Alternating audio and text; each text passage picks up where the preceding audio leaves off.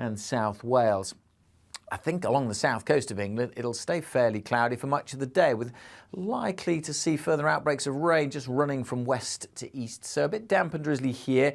But as I said, for many places, dry and a bright day with some sunshine. It will turn wet and windy across the Highlands and the Western Isles late in the day. In the sunny spells, temperatures mid-teens, so round about average for the time of year. Through the course of the evening, I think we'll continue to see this rain across the south, perhaps affecting the southeast a little more during the evening time. The rain in Scotland will push south, followed by another band of rain for Scotland and Northern Ireland as we go through the early hours of Friday morning. Quite blustery here too. Friday's, again, a real mishmash with further pulses of rain across the south and a lot of cloud. A band of rain sinking south across the north. Either side of that, there'll be some sunny spells, but with blustery showers in the far northwest. Again, temperatures likely to be close to average come the afternoon. Feeling pleasant if you get a bit of sunshine, but not feeling too clever if you're stuck with the cloud and the outbreaks of rain. The changeable theme continues into the weekend.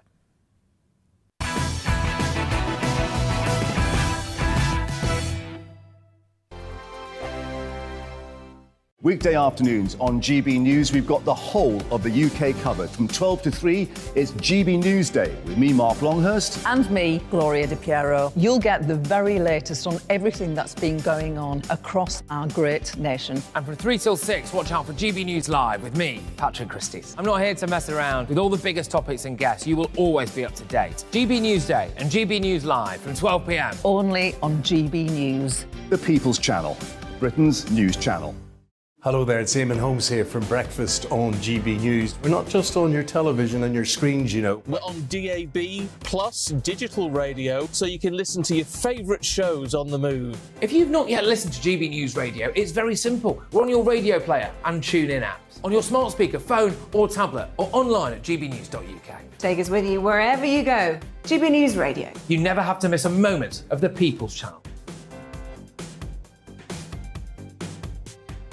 Join my show Farage, 7 p.m. till 8 p.m. Monday through Thursday. And there you will get opinion, analysis, debate, and I'll cover stories that nobody else dares to touch. You've been cancelled. Join the club. Oh, my goodness me. And then for the last 15 minutes, talking pints. We're over a drink. We have a civilised conversation with someone. We very often disagree, but we do it in a grown-up way. Come and join me on Farage. Hello, I'm Simon Evans. Join me on GB News for Headliners at 11 p.m, where I'll be joined by two of the country's top comedians as we take a look at tomorrow's newspapers tonight. If it's a big story, we'll be covering it, I guarantee, but we'll also have some fun along the way. That's GB News Headliners at 11 p.m. We won't put you to sleep, unlike some of the other paper review shows out there. So join us, 11 p.m, 7 nights a week.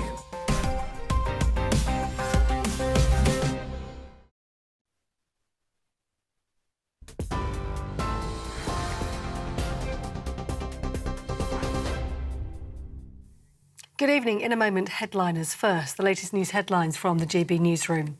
And our top story tonight, the presenter and conspiracy theorist Alex Jones must pay £870 million in defamation damages to the families of the victims from the Sandy Hook massacre in the United States after accusing them of being actors.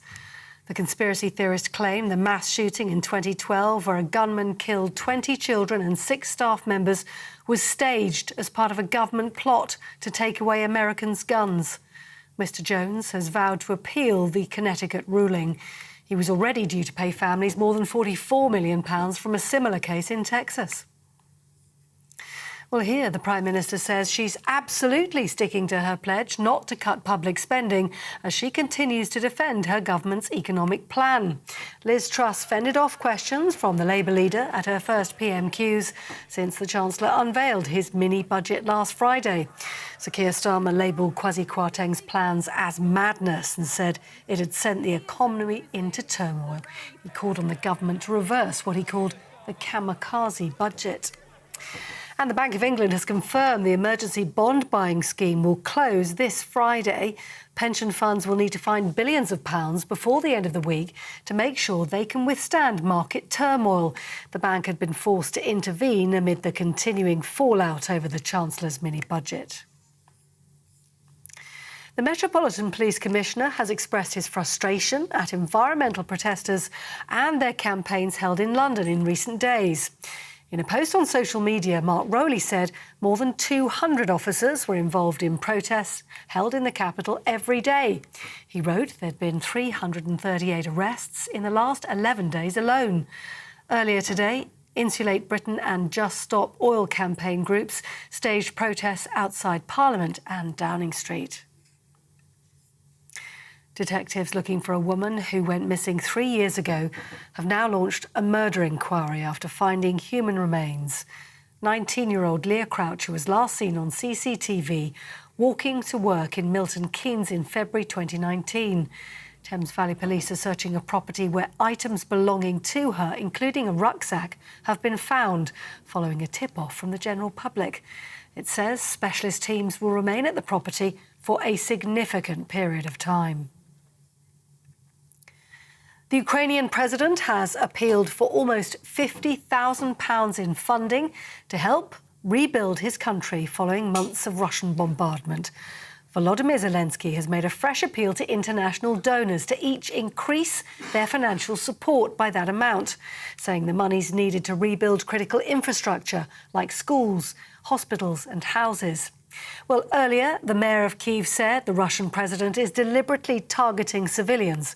His brother, Vladimir Klitschko, told GB News President Putin is targeting civilian buildings to make up for his military losses. That's it. You're up to date on TV, online and on DAB+ radio. You're with GB News, the People's Channel, where it's time now for Headliners.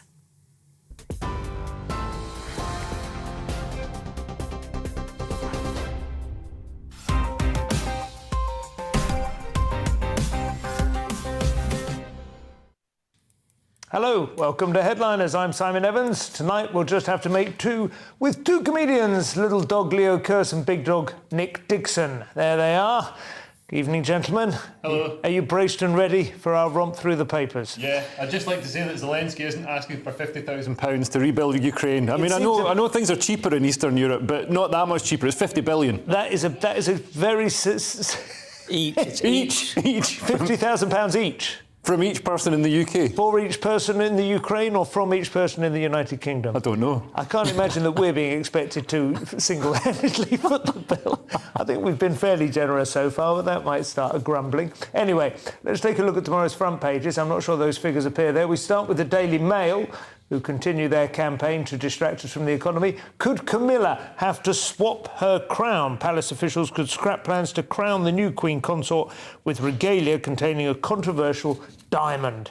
The Daily Telegraph have coronation round looms over crown for Queen. So obviously that is a significant story. And operations axed as blood supplies run low. I can't imagine using an axe is going to reduce the blood flow particularly. The Guardian Truss faces new perils as Tories go on the attack over economy, and the Financial Times has Truss faces mounting Tory pressure to rewrite unfunded tax cut plans. The Mirror, U-turn or you go, PM under pressure to reverse disastrous tax cuts as economic chaos mounts. The Express have angry Tories attack Bank Chief's stupid move. And the Star, lightening the mood with the cost of living crisis, one of its most lurid details. 1 in 3 who split up living in the same house. 1 in 8 of them are still sharing the same bed. And 15% even allow new lovers to stay the night, presumably departing to the sofa. Those were your front pages. Let's take a look inside.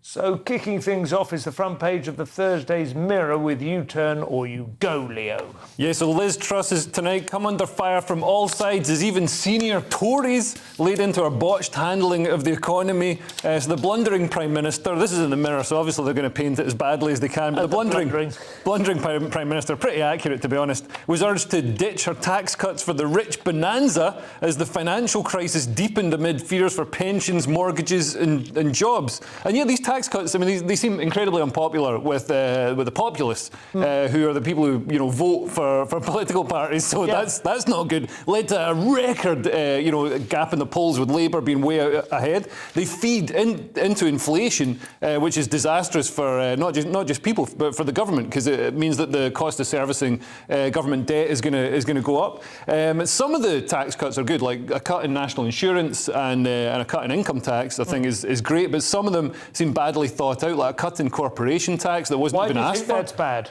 Because corporations haven't asked for it, and because corporations aren't, I mean, if we're going to look at populist moves, corporations aren't seen as people who really need this, you know, the beneficiaries of charity from the rest of us. The argument from Truss and Kwarteng is that it's pro-growth. Yeah, that this will encourage growth. Doesn't seem to have gone down like that. It's very interesting to know. But also, it's not just that. It's the bankers' bonus cap has been scrapped. I mean, nobody was asking for that. I mean, maybe the bankers were, but I mean, really, right now, maybe if we're, you know, in the golden fields of money falling from the sky. To be fair, the 45% cut back down to 40%. That was only going to cost $2 billion even. Yeah, that's income tax though. That's not the cap on bankers' bonuses. Ah, okay. So that's something else. And also, then she said today. I mean, because I thought at least if she's, you know, having all these tax cuts, she's going to cut public spending so we can balance the books, because there's so much in the public sector that can go.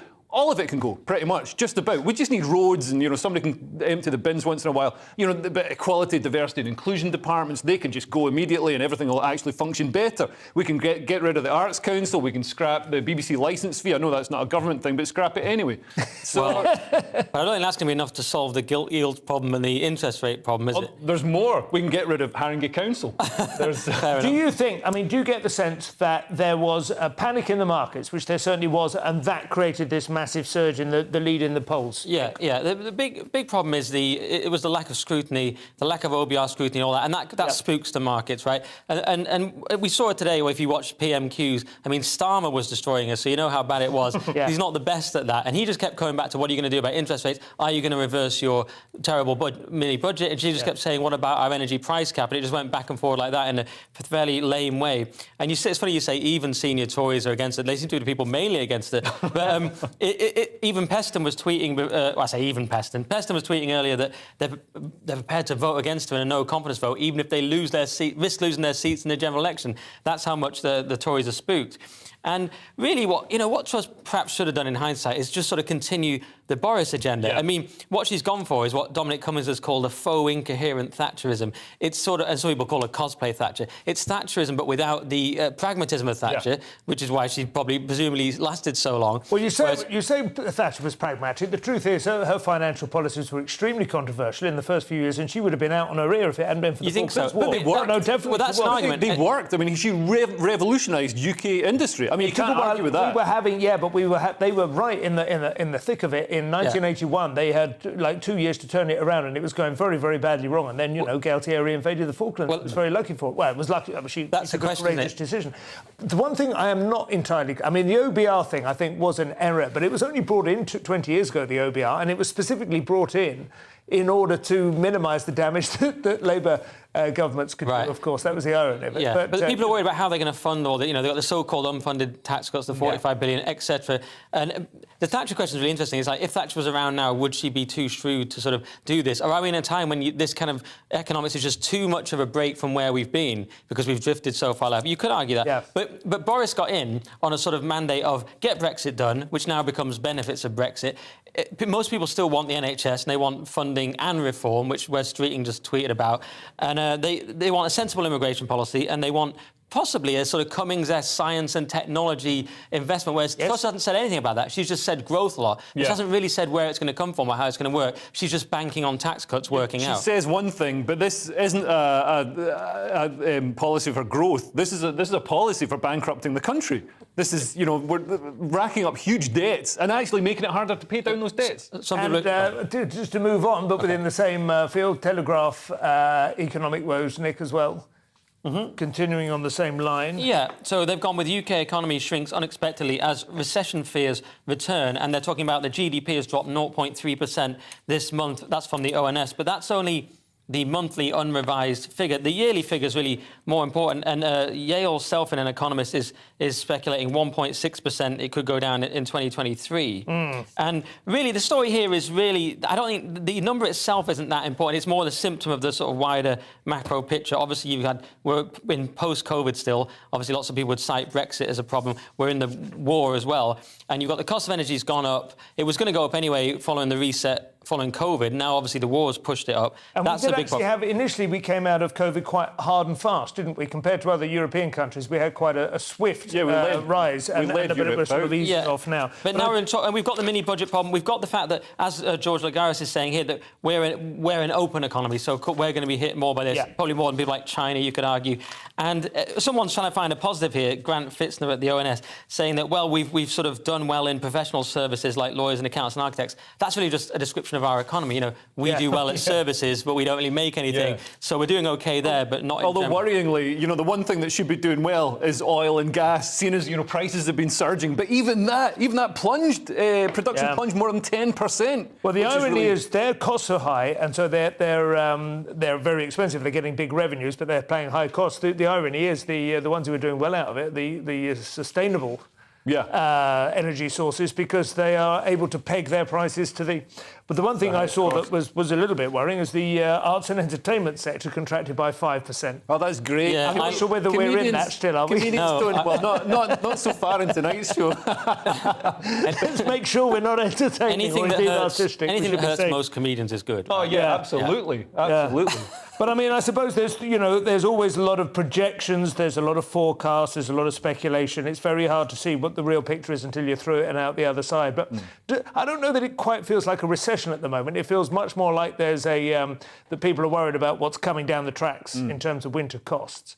I feel like there's extraordinarily low unemployment, for instance, as we saw last night, although partly because a lot of people aren't seeking work because they're apparently still people are going on sick instead. But I mean, I think our economy is so unbalanced that a recession could be hugely damaging. So much household wealth is held in houses, which are going to plummet in value. That is true. But we've been living in fantasy land in terms of interest rates for quite some time now. Thursday's Daily Mail and the UK and India relations have been rocked after comments from the Home Secretary.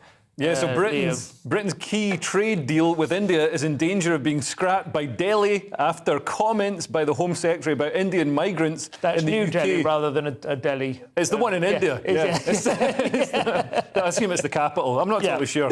But she made comments about Indian migrants and sparked outrage with the Indian government. So the Home Secretary, Suella Braverman, said that Brexiteers didn't vote for an open borders policy with India and claimed that visa overstayers from the subcontinent of India are overrepresented. You know, too many Indians overstay on their visas when they're here. And obviously, you know, coming out of Brexit, Brexit closed the European market for labour, so we're going to open up to worldwide markets. So Truss has been saying she's going to ease immigration rules. So Suella Braverman has come in and said, like, look, don't do that because some of them overstay.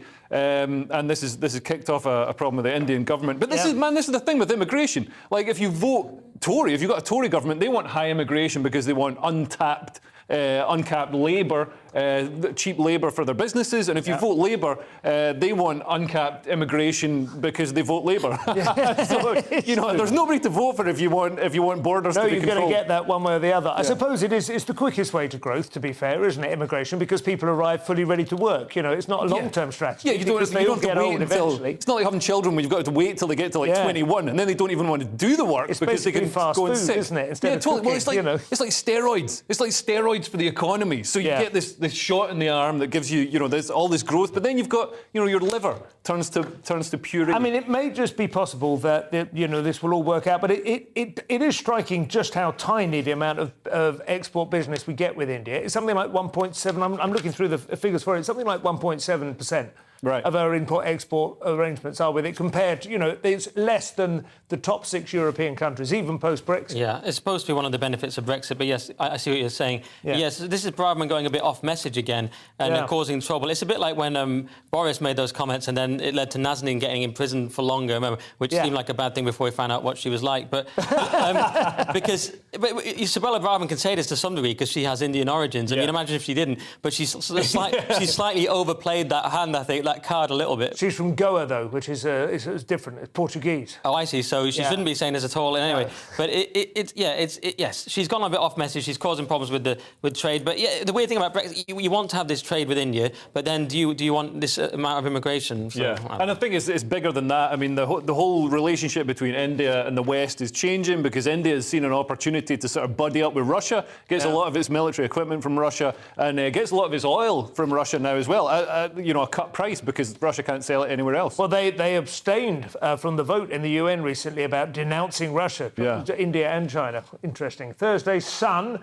Braverman again. She is now promising to make the streets safer for women, Nick, though, not by banning Indian immigrants, but...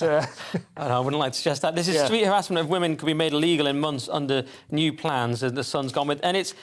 To me, look, it seems like gesture politics. I'm anti-harassment. I want to make that clear. Yeah. But where is the line between what is harassment? We've had this before, this wolf whistling question, and inevitably these articles mention Sarah Everard, but this legislation is not going to bring back Sarah Everard, nor is it going to stop future Wayne Couzens people, because it's not going to stop real harassment and real crime. That didn't start with wolf whistling. No, of course. It's just going to, in my opinion, increase tension between the sexes. I mean, how's it actually going to work? Look, we've got so many massive problems at the moment.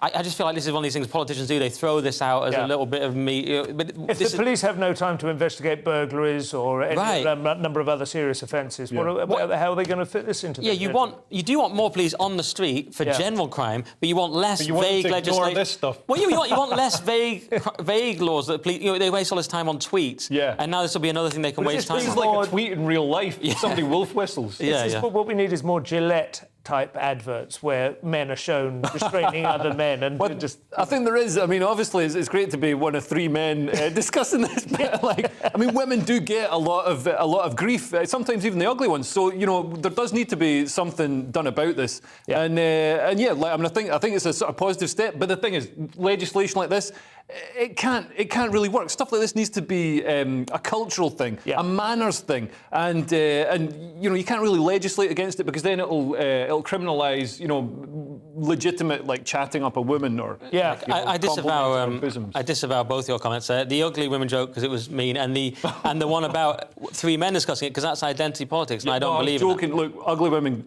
get. I also get wolf whistled occasionally walking through the streets of Brighton. So it's possible. Brighton. Yeah. And I'm not saying, I'm a man of a certain age. It's quite nice to know you still got it. I just wish the government and the people in power would pay as much attention to the serious abuse of women and grooming gangs, rather than, middle-class women getting whistled at or getting handed them. Which is on the way out, I think. But still, on to the Independent, and we're talking about your people again, Leo, and the Scottish independence case. This, obviously, we touched on last night, so let's try and find something different to say about it, though I don't know that there is. Yeah, so according to a UK government lawyer, all parts of Britain would have an interest in a referendum, a Scottish independence referendum. So Westminster has authority. This is like that. Remember that Zoom meeting with Councillor? You have no authority here. You have no authority here. And that's basically what it's come down to. In fact, I'd say that council is probably run a bit better than the Scottish government. But yeah, this is coming down to the battle in the Supreme Court where Nicola Sturgeon, the SNP, want to have a referendum and want to they say, it doesn't matter, it's non-binding, just like Brexit. So I do kind of feel that I think it's true that the British people should be entitled to have some kind of say in this as well. I think the British people should have a vote on whether Scotland can stay. Yeah, that would be interesting. They're paying so much money to Scotland, and I say that as a Scot, but I'm over the wall now, so I'm safe. It is quite funny saying the UK should get to judge it. It's a bit like saying the EU should decide Brexit, although they kind of did for at least 3 years. I'm pro-union, but I'm getting so sick of Sturgeon. I almost think let's just let her go now so we don't have to deal with her every day. Do you know what I mean? It must be horrible to be one of the, presumably something close to 50%, at least it wasn't that long ago, who want to remain part of the union and who sense that feeling that they are beginning to become persona non grata because of the endless whining. Especially the Conservative ones, you don't have to sense it, because you said the other day, I detest Tories. So They don't even have to sense it, they just listen to her. But, I mean, there's just so little examination of some of the stumbling blocks that they would encounter. You know, the currency alone, the hard border. I mean, how would you do trade? And if you travelled through to Northern Ireland, you'd change currencies and economic zones about 4 times. And are they still presuming that they would be welcomed into the EU within? Do they still think of that as a sort of? Well, they think that, but then the EU has there's going to be people in the EU who want to keep Scotland out, because then it will send Spain, for example, it will send a signal to other separatists that you can. Although to be fair, the Spanish situation is different because the Catalan people are economically more successful than the rest of Spain. Like Simon. Just saying. Do we have time for one more? I think we maybe do. Thursday's Mirror and the first ever amber warning from the NHS, Nick, is over blood, right? Yeah, England declares first ever amber alert for blood supplies as they drop to just 3 days. So I hate it when I'm short of blood. It's something you need in the body, famously, and in your health service. Like a vampire's assistant. Thank you. I can't go in the sun anymore, but the NHS, I'm too white. The NHS blood and transplant people, they've said it's down to 3 days for blood, but O negative is down to below 2 days.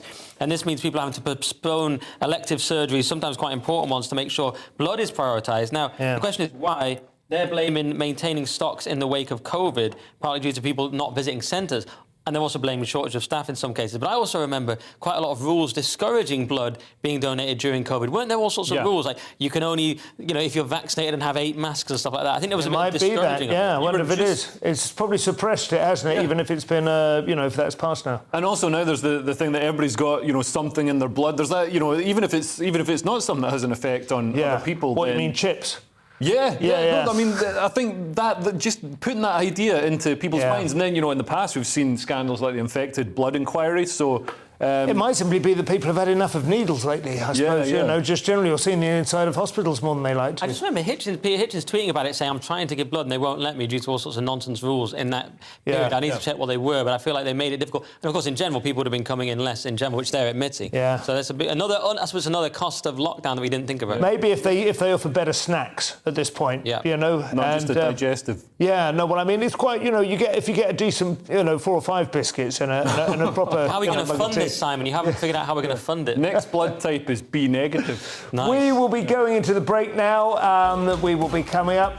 Joe Biden wanting a rerun of 2020, the crackdown in Candyland, and Ireland's women's football team is in trouble for a poor song choice, arguably. We'll see you in a couple of minutes.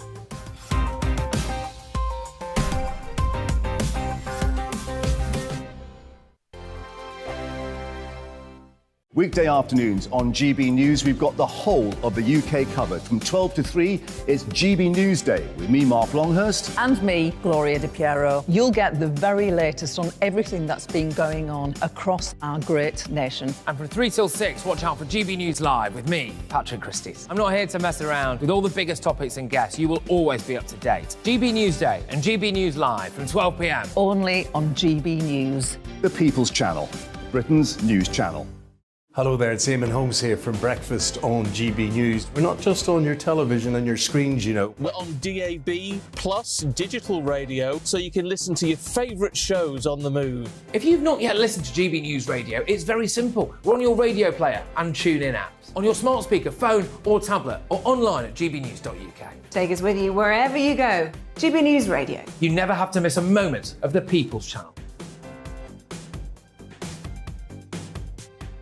Join my show Farage, 7 p.m. till 8 p.m. Monday through Thursday. And there you will get opinion, analysis, debate, and I'll cover stories that nobody else dares to touch. You've been cancelled. Join the club.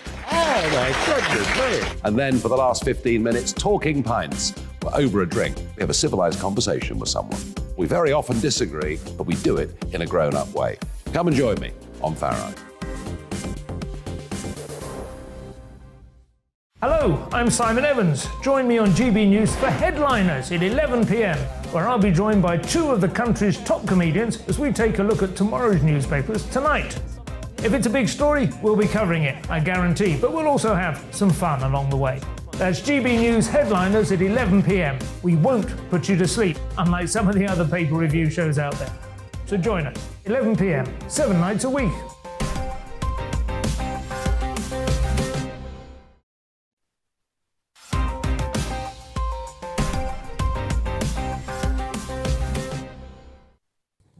Welcome back to Headliners with me, Simon Evans. Comedians Leo Kearse and Nick Dixon taking a look at tomorrow morning's papers, or possibly this morning's if you're watching tomorrow morning. The Independent next, and some breaking news from the States, Nick, on Alex Jones. Yeah, Alex Jones forced to pay more than $1 billion for his Sandy Hook lies, the Independent's word. I would go with mistakes. They've also called him a right-wing extremist. He's been very anti-Bush and things like that. So we know the Independent aren't going to be fair about this. But look, it's a very emotive case. Jones made big mistakes. He talked about Sandy Hook as if it didn't happen. He got down this conspiracy rabbit hole. I've talked about it before on GB. I'm in this unenviable position of defending Alex Jones. But really what's happened is they've gone after him in this case. It does seem a disproportionate fine. I mean, I think it's about sending a message. What he did was bad. He's apologised long ago. He hasn't harassed anyone personally, but people have harassed these parents allegedly, and they say, well, it's because of the things he said. They've really gone after him. He said the whole thing was a hoax, right? And that the parents who were presenting their children as having been killed, which they were actors. Yeah. I mean, he questioned it initially. It does sound, obviously it's kind of insane, isn't it? Really? Yeah. And then his followers went out and harassed I've just said the that. parents of the dead kids in the street and in restaurants. If you let me finish it, because it's quite important. Yeah, let's hear you justify this, Nick. Well, if you're going to set it up like that, it's ridiculous. Well, there is a problem, because there is a free speech issue, because this case sets a precedent that you won't be allowed to talk about these things. What about the Las Vegas shooting, where we still don't know what happened? There's also a privacy law that they've brought in with this in Connecticut, whereby you won't be able to... you won't be able to talk about the shootings if families are involved. Now, the danger is the Uvalde shooting. We needed to know what happened because there was police incompetence. So there's a danger that you won't be able to do anything, and actually the FBI will be able to sue you in future if you say anything. So are you suggesting that you think this court case has been has tried to steer the law or the precedent towards suppressing discussion, open discussion of this kind of thing in the future? Yeah, but I think the threshold that has to be met under the law in this case is far away from criticising the actions of the police in Uvalde, where the police, stopped the parents going in and the police didn't. The interesting thing, though, Jones he's not like a single-issue commentator, is he? He's been a thorn in the side of the establishment for some time, and I do agree with you to some extent, because he has raised some issues that people laughed at initially and turned out to be true. Bohemian Grove turned out to be real. Bilderberg Group turned out to be real. And to be honest, the gay frogs thing turned out to be real. Yeah. The degree to which, I remember the endocrine disruptors in the water supply have absolutely, unquestionably been proven to have all kinds of powerful effects on adult human hormone systems, which is essentially what he was talking about. And the gay frogs thing is an absurd kind of colloquial way of talking about it, but alligators, for instance, are being fished out of the Florida swamps all the time now with such horrifically deformed genitals that they cannot reproduce. The alligators, you might not think would be a terrible loss to Florida. Have they been at the Tavistock clinic? But they are, this is on the same spectrum as that. People are saying that, is it something to do with that? Well, maybe it is. And this huge sudden explosion in trans as an issue which didn't exist at all 20 years ago. Yeah. Is that connected with massive escalation of chemicals in the water supply? And this is the kind of stuff he talks about, and he makes it entertaining and fun. And then, of course, he also has this terrible... it is indefensible what he said about the Sandy Hook thing, I think. Well, he got down this rabbit hole because we know that there's been so many lies that he started to think, well, everything's a lie. And I'm not excusing that, but I do think there's a danger that we get emotional about this issue, fair enough. And then, to me, the enemies of Alex Jones are a bigger danger than Alex Jones. You've got the government going after people like this. They've gone after Trump with the Mar-a-Lago raid. They've gone after Bannon. They've gone after Roger Stone in an unnecessary way. They've gone after Peter Navarro. We see the government. It's ideologically driven because he's a like you say, a thorn in the establishment. I understand what you're saying, and also, what does it even mean to be given $1 billion fine? I mean, it's just absurd. I mean, he's bankrupt, basically. Once you're bankrupt, no, but this is how courts. No, he's making a lot of money from his exploits. It's something like $230,000 a day he was turning over. So he's not, he's got money. I don't know if he's got $1 billion, but he's got a lot of money. And these fines, this is the first. They actually cap the amount that the fine can be. Right. This is just the sort of first round of setting the sentence. Well, maybe Elon Musk will step up for him anyway. We'll see. Thursday's Times now. Will 2024's American presidential election be a rerun of 2020's, Leo?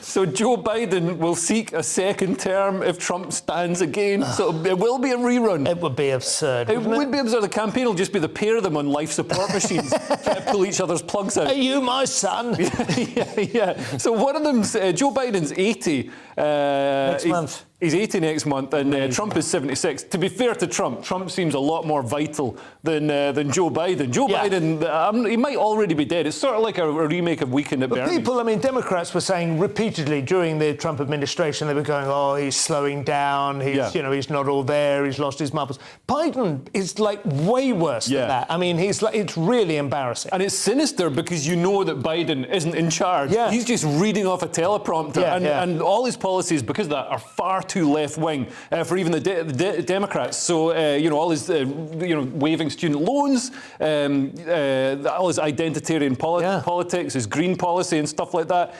So he can't beat Trump because America isn't this, far-left state. They don't want that. And the weird thing is, they've said, his justification for standing again is that he has got through some heavyweight legislation. You're thinking, well, some heavyweight legislation has gone through, certainly. But it's terrible legislation. Who was carrying it? Well, I was going to answer that. Firstly, on your point, it's very unfair to say he just reads off a teleprompter. He also reads off cue cards. They tell him where to sit. They say you, because the teleprompter's too far away. They say you sit here. So it says here, Biden said, "I believe I can beat Donald Trump again." I'd question the "again" part. I don't want to come over all Alex Jones, but there were questions raised. And he says, "Look what I've gotten done. Name me a president in recent history that's gotten as much done as I have." Yes, but was it any good? The retreat from Afghanistan. You've got an escalating possible nuclear war. Is that good stuff you've got done? But he's definitely got some things done. And I would say he will be the worst president of all time. He'll go down in history as that if we aren't all nuked by the war. And the question is, who's going to run instead? And that's the big problem. You've got Harris, who is basically an idiot, but is liked by the black female demographic, and they desperately need to hold on to all their voter demographic. She's incredibly unpopular. She's incredibly unpopular, except amongst that one group, so that's a problem. Newsom is a sort of radical idiot. You've got Hillary, who we talked about the other day, actually saying, I might come back and make it more centrist. And that's actually their best option so far, shockingly. And whereas Trump, to be fair, if Trump doesn't stand, their number one bet is DeSantis, right? Yeah. Who I think looks a really, I can imagine Ron DeSantis facing down Putin in negotiations. I can't imagine Biden doing it. Or Harris. And as you say, they've jumped the shark, because we had Tulsi Gabbard, who just did that video that's massive, where she's called them an elitist cabal of warmongers, driven by cowardly wokeness, and she just destroyed them. She never really fit into the Democratic Party, really, anyway. No, but she has identified the neocon tendency within the Democratic Party, because that used to be regarded as the conservative, right? But they are warmongers. This is the extraordinary thing. And we probably all had that experience during the Trump presidency, going, you're all thinking that he's a danger, he's a threat with the nuclear codes.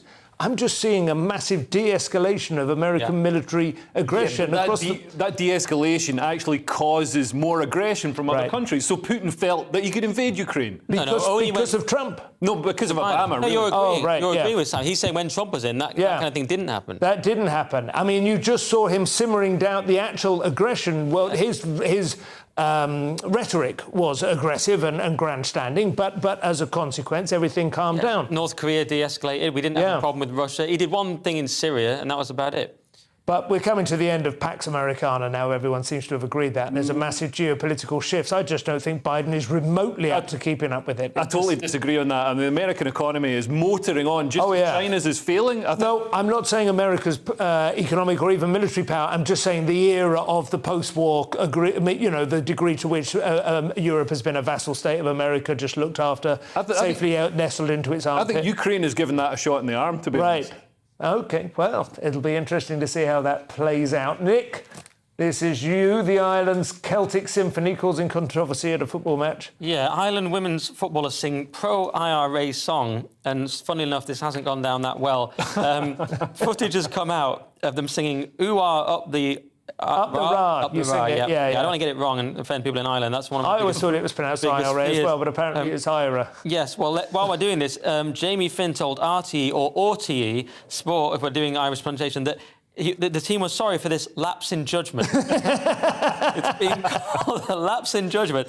And they say, we sang 100 songs last night, and that was the one that went out. Yes, of course, that was the one that went out. Cockles and mussels. I know, and we'd just like to apologise to anyone who was offended. So it's kind of a bland statement. Yes, football is known for its robust chants. So does this go, though, beyond banter? That's the question. Well, yeah, I mean, I better be careful what I say about this because my mother-in-law's Irish and a woman, and she's watching. But, I mean, the trouble with this women's footballers song is it's incredibly catchy. Yeah. So it's hard not to chant pro-IRA stuff when it's really catchy. We need sort of terrorist sympathising tunes that are less earworm. Like Danny Boy, kind of slow and lilting and slightly melancholy, you know, and back across the sea. You sing that in the pub and everything calms down. As soon as you sing ooh-ah, you can't stop yourself, can you? You've got to finish that off. I'll be honest with you, here's my little conspiracy theory. I can't help wondering if this is exactly the kind of controversy women's football needed in order to move past the, is women's football really a thing? Does anyone care? As long as you can get onto the front pages for singing rebel songs, you've sort of suggested that it's actually, you know, it's embedded in the culture now and it matters. Yeah. What do you think? It's like a Trump-esque distraction. Yeah. You sort of taught past the sale already, and now we're talking about are they IRA sympathisers rather than are they any good at football? Women's football is playing 4D chess. Thursday's Mail. Playtime's over for the candy shops of Oxford Street, Leo. Well, let's hope so. So trading standards and police officers have raided souvenir, toy and sweet shops on Oxford Street suspected of dealing in counterfeit goods. So the council said it seized more than 14,000 items yesterday with an estimated value of £215,000 from two shops. I mean, bear in mind, I've seen the prices in these shops. That's about 3 packets of M&Ms. Yeah. They're really overpriced. And some stores, they've also been accused of evading taxes, up to £8 million in business rates. So they've got this scam where they open a shop, don't pay the rates, close it down, open another one, and sublet it and all the rest of it. And they sell fake stuff. They sell fake Willy Wonka chocolate bars and fake Rolexes. Hey, with no gold card inside. Yeah, no chance of winning a visit to the factory. Who's buying a Rolex in a chocolate shop? You sure these are pucker? Oh, absolutely. No question about it. Coin, like, you know, I mean, a fool and their money. But apparently, they use TikTok to lure in children. They've been described as child catchers. They use TikTok to lure children into the store where the children then spend lots of money. Well, they are very vivid and hideous blights on the high street, but then again, Oxford Street has always been full of that. I cannot remember, I first went to Oxford Street in the 70s and was shocked by the depraved nature of most of the shop fronts and the offer. I always think they must be dodgy because how can they afford the Oxford Street rent? Yeah. You've got like the Nike flagship store next to like UK Sweets with a Z.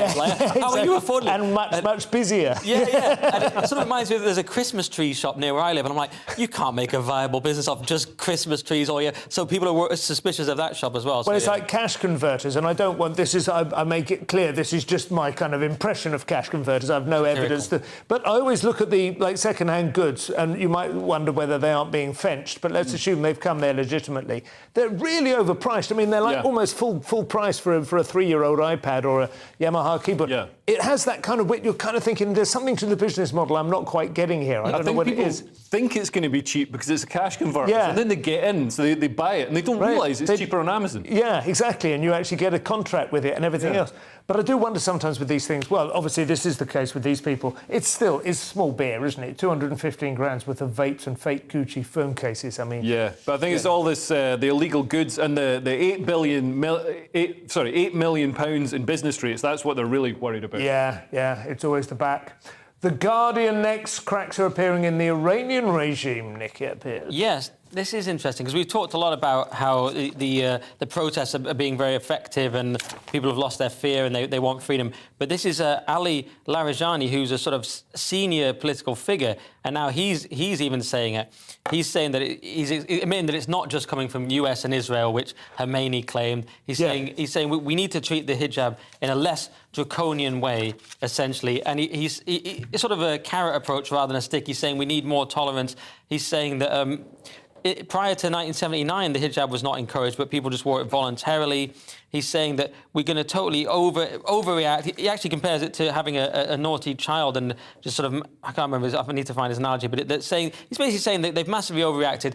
Being this draconian will backfire. They've got to kind of accept where it is and be a lot more. He's being a lot more moderate about it. But do you think he sees this as a way to maintain a theocratic patriarchy, or does he see it? Is he like the Gorbachev of? Is like this is it's all going to dissolve now, and he just wants to avoid bloodshed? Well, yeah, I think it's a bit of both. But he wants to be more moderate because that's the way to maintain it. I mean, he says here that there's this idea that that Islamic society might crumble the way Andalusia allegedly fell into Christianity in the 15th century due to the removal of the hijab. But he's saying that's not true, and that we're less. It's a weird argument to make, because where would you rather be, in Spain or Iran right now? Yeah, you know what I mean, but maybe not in 15th century Spain, I suppose. I don't know. Although by all accounts, it was a fairly thriving kind of multicultural experiment, southern Spain, under the Moors and lovely buildings.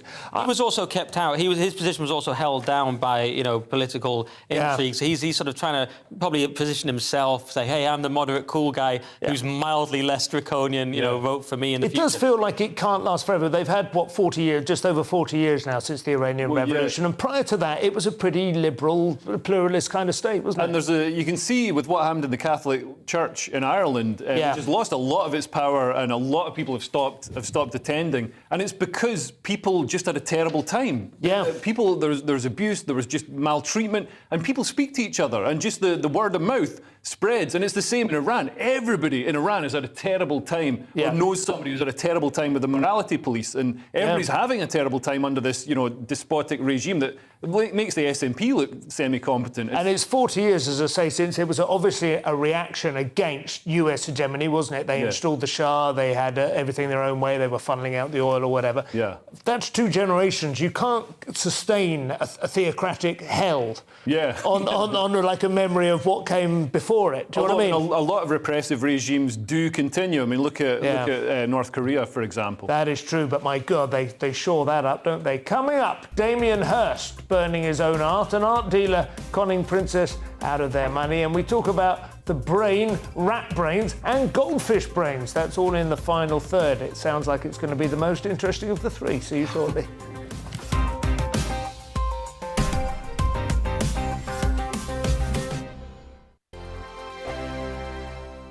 Weekday afternoons on GB News, we've got the whole of the UK covered. From 12 to 3, it's GB News Day with me, Mark Longhurst. And me, Gloria Di Piero. You'll get the very latest on everything that's been going on across our great nation. And from 3 till 6, watch out for GB News Live with me, Patrick Christys. I'm not here to mess around with all the biggest topics and guests. You will always be up to date. GB News Day and GB News Live from 12 p.m. Only on GB News. The People's Channel, Britain's news channel.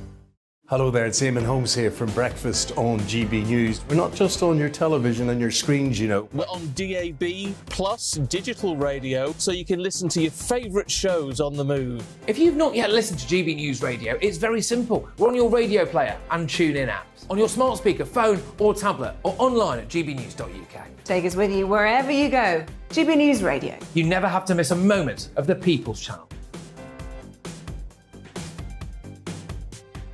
Join my show Farage, 7 p.m. till 8 p.m. Monday through Thursday. And there you will get opinion, analysis, debate, and I'll cover stories that nobody else dares to touch.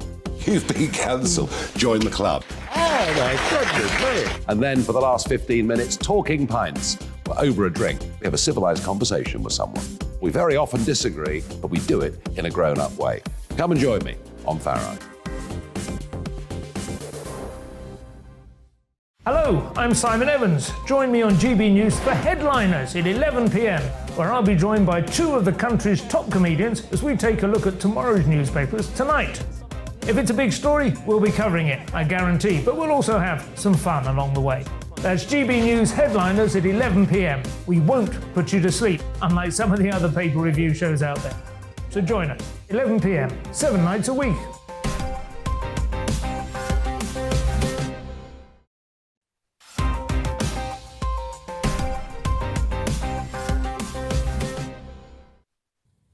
Welcome back to Headliners. I'm still Simon Evans. They are still Leo Kearse and Nick Dixon. So let us dive into the weirdest stories of the day for our final third, sticking with The Guardian. And minority ethnic women seem to be the biggest losers when it comes to the gender pay gap, Leo. Yes, according to Labour, the gender pay gap is wider for minority ethnic women. So analysis of ONS data shows that black African women earn 26% less than the average male worker. Bangladeshi women earn 28% less, and Pakistani women earn 31% less. And obviously they're going to have some big push for equity, where we've got to have, like, every airline pilot has got to be a, Ghanaian lesbian or whatever. But it's a nonsense, because, some of these people are from cultures that are slightly less progressive than the West, so women don't take such an active role in the workforce. So that's going to contribute to any gender pay gap between men and women. Do you mean that they've brought that expectation with them, or that even in this country they take a less active presence in the workforce? Yeah, I mean, I'm not saying this is a blanket thing across all people, but certain cultures have. I mean, I think there's no arguing that if you're from Pakistan or wherever, a lot of these cultures are quite patriarchal, so women are expected to be in the home rather than going out and flying those. I mean, I suppose it's perhaps worth knowing, but it doesn't necessarily. It's when you start to draw inferences from it, such as racism, sexism, deliberate marginalisation, people doing the same job for less. That's when it becomes sinister, isn't it? And measures can be wasteful. And that's what they're going to do. This will lead to moves. They're going to set up all these equality, diversity and inclusion departments to force more women, minority ethnic women into jobs and take white men or whoever out of jobs. Anyway, the gender pay gap was debunked. If you look at women who don't have children, they actually earn slightly more than men. Kathy Newman and Jordan Peterson, greatest interview of all time. The classic, yeah. Oh, but I'm not saying that at all. I agree with you, Sam. This is The Guardian desperately looking for cause and effect. This idea we just pay women less for the same job. Obviously, that's nonsense. Now, if it's a question about wider inequalities, if it's saying, look, these people are struggling, just like people from state schools, for example, may earn less. If you're saying certain races earn less and we need to look into why, that's a different thing from, like, pay gaps. You see what I mean? There's a broader... The left is always distracted. The Marx had it right, 150 years ago. The Daily Mail now with the latest cases of regretting rushed trans operations. Nick? Oh, this is a heartbreaking article. So sex change operations... these are people who... Oh, the headline's wrong on my thing. But basically, it's people who are regretting having sex change procedures. And this comes from a movie called No Turning Back. And they focused on two people here, one called Richie, one called Amber. And just the horrific details of being essentially...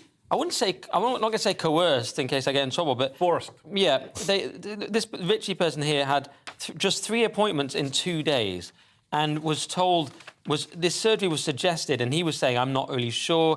And they said, well, look, do you want it or not? He refused... Sharpening the knives, he says this. Refused the surgery. He refused the surgery in 2015, 16 and 17. But they said, well, you've got your hormones now. If you don't want surgery, we'll discharge you. Whereas he was saying, well, what about the mental health side? They were saying, that's not really what we do here. We're more in the cutting stuff off business. Yeah. And they also say, if you don't go through with the surgery, we're going to stop your therapy and you won't have these nice sessions with a counsellor, which is horrible. And he described it as extremely brutal. And if you read... And I read up the surgery. I had to for this article. I'm not even going to go into it, but the surgery is absolutely horrific. Yeah. And as we know... I think a lot of people really don't realise just how horrible and just obviously cargo cult the attempt at the human body is. Yeah. The actual surgery is horrific. And we need to remember that. And also... And this is in America. We saw recently the video from Vanderbilt where they were saying, hey, guess what? This makes you loads of money. They were actually saying, the video was exposed and they've now sort of climbed down on it. Yeah. They said, hey, this is a great way of making money because there's so many follow-ups. And so this is a disgusting... We know it's a massive scandal. We know in the future we're going to look back and say, what were people thinking? Yeah, and it's a huge market. Just in America alone, last year it was worth $2 billion, and it's projected to increase to $5 billion by 2030. By 2050, we're all going to be having to get gender reassignment surgery 3 times a week to sustain the rate of growth in this industry. Well, I mean, it was just like plastic surgery, cosmetic surgery 20 years ago, wasn't it? And I remember there were a mini-series about it and everything, and that became a big thing, and everyone just expected that became very normalised, And some of the things that have been said in the forums by people who've detransitioned or who regret their transition, because these are transitions, the process starts when they're young and they're sort of railroaded into it, and women are asking things like, how long will my breasts take to grow back? And they're not coming back. This is life-changing surgery. And yeah, I think if possible, don't mess with nature. That's good advice. I agree. Sticking with the mail, no pun intended, sticking with the mail, it's your favourite topic, Leo. This is public money being spent on diversity and inclusion. Yeah, which seems to be where all our money's going at the moment. We could save so much money if we didn't spend any on this. So the UK Health Security Agency is hiring a senior diversity and inclusion advisor, despite the government promising to crack down on waste and wokery. So this position pays up to £46,000 a year, includes the possibility of flexible hours. Of course, it's public sector. You don't even need to do the job. And working from home. Oh, so you just put your feet up, watch Netflix. And according to the job description, the successful candidate will drive a culture of inclusion across all UK HSE sites and deliver let's talk about race sessions for other employees. Just what people need, being distracted from doing their jobs with pointless identitarian politicking. It really is. It's enraging. I tried to steel man these arguments if at all possible, but I just cannot see any upside to this. There is no What steel. an absolute nonsense. No, it's all straw here. It's, I mean, look, it says here we could almost pay for 2 nurses for that amount. I'd happily give one nurse 46 grand, even if they only did 3 days. Not do it. I'd pay somebody else to not do it. I'd pay somebody to get in their way and in the down, you know. It's disgusting. I mean, it's an endless industry because it's a mainly white country, and it's the industry of calling white people racist it's a racket, for public money. So it's an absolute racket. But it leads to the question, off who's in control again? Because the government can't stop it. Suella Braverman can't even stop her own department going to these things. So who is actually in control? The Long March. Yes. The Times next, Damien Hirst. He understands how to waste money with a bit more of a flourish, creating art by burning his own art. Yes, making money while wasting money. So, yeah, he's incinerated millions of pounds worth of his own art, and this is because he's converted it to NFTs, and it's sort of a gesture. He gave people the option, do you want to keep the original art or have the NFT? But once I make the NFT, I'm burning the art. And it's a kind of provocative kind of... It's kind of like... It's a bit like the Futurists or something. Sometimes art sort of prefigures the culture. You know, things that were art are just become normal technology, and that's kind of what this is.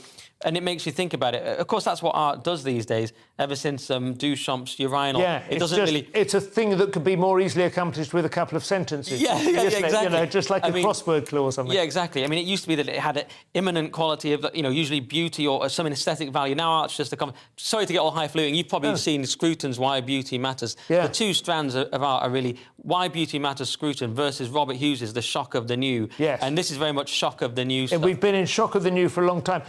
Speaking of which, but John Ruskin, who was a great Victorian art critic, he was quoted by Kenneth Clarke at the beginning of his Civilization series. He said that the history of mankind is written in 3 books: the story of civilization, you know, the book of its words, the book of its deeds, and the book of its art. And if you want to understand what was happening in a civilization at any given moment, the book of its art is the one to trust, because words and deeds can be misrepresented and subject to, you know, concealed motive and so on. But the art will tell you where a civilization is at. And it's not a pretty picture, is it? Yeah, we have John Ruskin School where I'm from. Go on. Yeah. Well, I've seen your kitchen. And when you're talking about things of aesthetic value, I think you should just run a cloth over that, a little damp cloth. But yeah, he hasn't seen my kitchen. If anybody, I saw it on a Zoom call once. If anybody's worried that, you know, some great art is being destroyed here, don't worry. It's rubbish. Yeah, I've seen it. It's rubbish whether it's on paper or with It's not worth NFT. millions. It's worth nothing. It's just a few bits of A4. I mean, the one good thing he could have done is waited until winter and burnt it for some old people. I had some respect for Hirst until I learned he never actually mastered the art of embalming his own sharks. And at that point, I was like, well, then, mate, I have lost it. That's the last thread for me. The Mirror next, and a lab-grown brain has learnt to play the most difficult of computer games. Yeah, so a human brain grown in a laboratory, this sounds ominous, has learned to play the classic video game. What Ruskin would have to say about that. Has learned to play the classic video game Pong in just 5 minutes. Oh my God, this is terrifying. Yeah, I love how, like, you know, people have a baby and they say, "Oh, my child is actually reading at a 4-year-old level or whatever," and this guy's made a brain and he's saying it's playing Pong at a 10-minute level instead of a. It's got 800,000 neurons, which sounds like quite a lot, but apparently your gut has 100 million neurons. I've got way more. Well, my gut's really good at Call of Duty. Yeah, so, it should be. It could probably, But apparently this is going to shed light on how the brain works and offer hope of developing new treatments for Alzheimer's and other neurological diseases. My worry is that it's going to take over the world, and we've got all these robots that are going to be, mechanised. It's literally Terminator 2, but with a brain in a lab. Yeah. It sounds impressive till you realise it's Pong. Like when it can complete like Mario 3 or like the control level on GoldenEye. You know, all my references come from the 90s. Sorry. I remember Pong when I was a kid, and we went from Pong to Space Invaders and then on to Defender and Galaxia, not in the space of about 5 or 6 years. And now you can live in the computer. Absolutely. So, dish brain, that may be where we all started, we don't know. The Daily Mail next, and the phrase having a memory like a goldfish might do just the latest victim of the replication crisis. Yes, so scientists have trained a goldfish. Scientists have been busy this week doing pointless things. They've trained a goldfish to swim 70 centimetres and then stop when someone waves. So they're saying goldfish don't have bad memories, so they can keep track of how far they've swum. It depends what you mean by memory, though, doesn't it? I suppose, you know. Yeah, this isn't like he's not exactly, like memorising the works of Shakespeare. No, exactly. Committing a verse by Wordsworth to heart. He's just swimming for a bit. I mean, I don't know what use this could be. It could maybe win Britain's Got Talent. We've seen the dog jumping through the hoop. Maybe blow up more bridges. But what it does is it uses some stripes on the bottom of the bowl, not the bowl, a sort of aquarium, right? Yeah. To estimate an amount of time that has passed before it gets a bloodworm. He counts the stripes and then he knows he gets a bloodworm. So I'm not that. I was more impressed with the brain in a petri dish ping pong, to be honest. I feel like they've been teaching to the test here as well, don't you? They haven't really encouraged the goldfish to expand its They found the goldfish that stopped at a certain point, and They've probably just trained themselves to forget goldfish. I mean, imagine being like fully cognizant and like in that kind of hell of just rotating all day. Do you know what I mean? It's quite scary to think they are intelligent and they're trapped in that. But it'd be nice. You're floating. It's nice being underwater. Yeah, but you're right. There must be... I mean, there are benefits, aren't there, to having a certain amount of limited awareness of the time that's... I mean, I find as I get older that my memory's stretching back. I remember when my memory stretched back like an unbroken landscape. Do you know what I mean? Like stand on a hill and see... Now it's like a broken archipelago. There are little sort of islands in the mist. Most of it, I have no idea where that time... And I liked your article the other day about how quickly the years go now. They're kind of like an undifferentiated... I mean, they're like... To me, there's like a year's about 10 minutes now.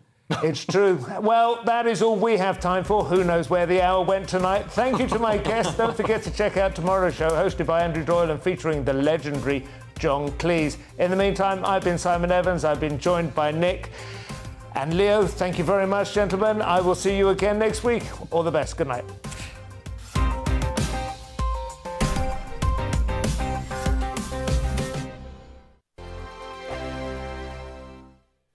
I'm Dan Wootton. Join me Monday to Thursday from 9 to 11 for the feistiest and most fun news debate on TV, where free speech reigns. I'll bring you a sharp take on the day's biggest stories, bombshell newsmaker interviews, and A-list guests.